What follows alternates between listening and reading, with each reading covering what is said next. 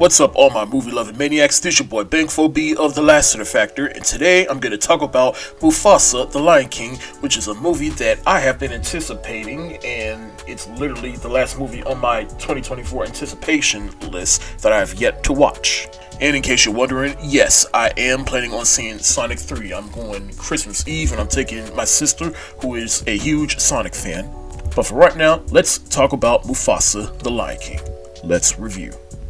Mufasa, the Lion King is a prequel to the 2019 live-action remake of The Lion King.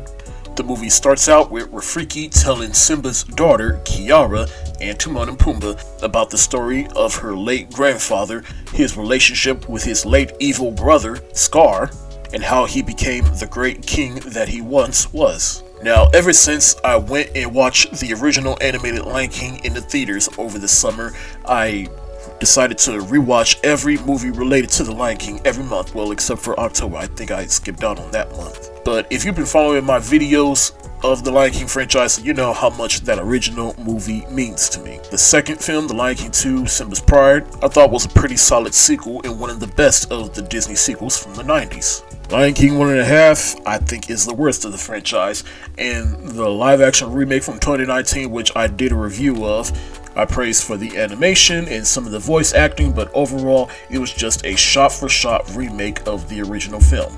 And they've been announcing that they would make a sequel to that movie, but then it was announced that it would be a prequel about Mufasa. For a long time, that was basically what Disney had planned, and we finally got the trailer, and immediately I was like, okay, let's see how this goes. If for anything, we get to see the relationship between Mufasa and Scar, and how their relationship just went to shit to the point where Scar wanted to kill his own brother in the original Lion King. Then that first trailer dropped, and it revealed that Mufasa was adopted, and I'll tell you my thoughts on that in a little bit. And on top of this is a movie that nobody asked for, it's also a little funny that it's coming out the same weekend as Sonic 3, which is a movie that everybody's looking forward to more than Mufasa. But how do I feel about Mufasa? I actually enjoyed it more than I thought I would, but I still think that we really didn't need it. I mean, there were things I liked about it and things I didn't like about it. Now look, I try not to be as hard on this as I want to be because I don't want to come across as an entitled shithead that can't get over a 30-year-old movie intended for kids. But when you make a prequel to a remake of a movie that is near and dear to my heart, not just for nostalgic reasons, but as a movie fan, I might come across as that. That being said, it was for the most part pretty decent, but that doesn't mean it was needed. It's never a good thing to try to make a backstory for a character when nobody asked for it, especially since it recontextualized what we already know about the character. Now, like I said, I was already giving this movie the side-eye for revealing in the trailer that Mufasa is adopted. Now, I don't condone unaliving anyone, especially family, but if I had my right to the throne taken by someone who isn't even a blood relative, I'd feel some type of way too. Now, over the summer, when I watched the original animated movie in the theater, a line stood out to me more as an adult, and it's in the beginning when Scar said, and I've even mentioned this in some of my other previous Lion King videos, when Scar says, when it comes to brains, I got the lion's share, but when it comes to brute strength, I'm on the shallow end of the gene pool. To me, that told you everything you needed to know about Mufasa and Scar's relationship, and why Scar was jealous to the point where he wanted to unalive his own brother. That being said, they do expand upon that by showing that the family Mufasa was adopted into basically groomed them both into the lions that they would become in that first movie. Mufasa was taught by his adopted mother on how to be a good leader, while Scar's father basically taught him all the wrong things, which I'm okay with. This movie basically has something to say about how much we end up like our parents in some way, shape, or form, no matter how much we try to distance or detest some of the things that they do. And even the brotherhood between Mufasa and Scar, or Taka as he's first known in this movie, they really do a good job at illustrating how they were such good brothers in the beginning, but then as the movie went on, we get to see like how they basically diverged into different paths, and it's mainly because of what their parents taught them. And there is another reason why the two brothers basically are not on good terms by the end, but it's for a reason that I won't reveal here. But let's just say once you see a certain character in this movie, you'll know immediately how things are going to turn out bad for them. In fact, just take a moment and think, what are the top 2 things that guys fight over other than money? Now, I will say Blue Ivy Carter did a fine job, but it still doesn't change the fact that I feel like there's a million other girls out there that would have loved the opportunity to play the voice of Kiara. Why does she get to play Kiara? I'll tell you why. Because Beyonce is a part of this. Thanks, nepotism. Now, for this being a prequel, I'm surprised that this movie didn't go overboard with some of the Easter eggs and callbacks to the original movie, but that doesn't mean that they are in there. Like, we do get to see how Scar gets his name, which I think, out of all the things that they had an Easter egg or callback to, that was the one that I think was the most poorly handled, and it just happened out of nowhere. But we do get to see how Pride Rock is made, even how Rafiki gets his stick, which nobody asked for.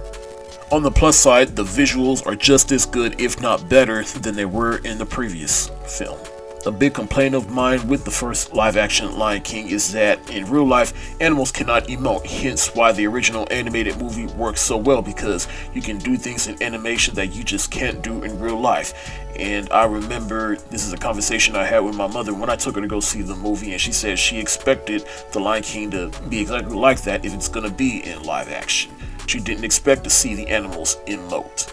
To which, okay, you're not wrong about that, but at the same time, it still doesn't change the fact that it took me out of the movie. But luckily for this movie, they did improve upon that, and all the animals do a better job emoting than they did in the previous movie.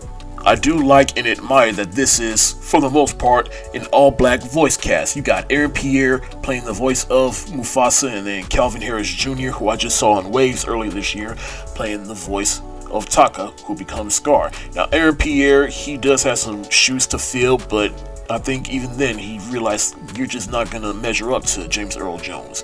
And so he did an excellent job just making it his own. John Connie returns as the voice of Old Rafiki. Tiffany Boone plays the voice of young Sarabi. Mads Mikkelsen plays the voice of Kyros, who is the White Lion in this movie.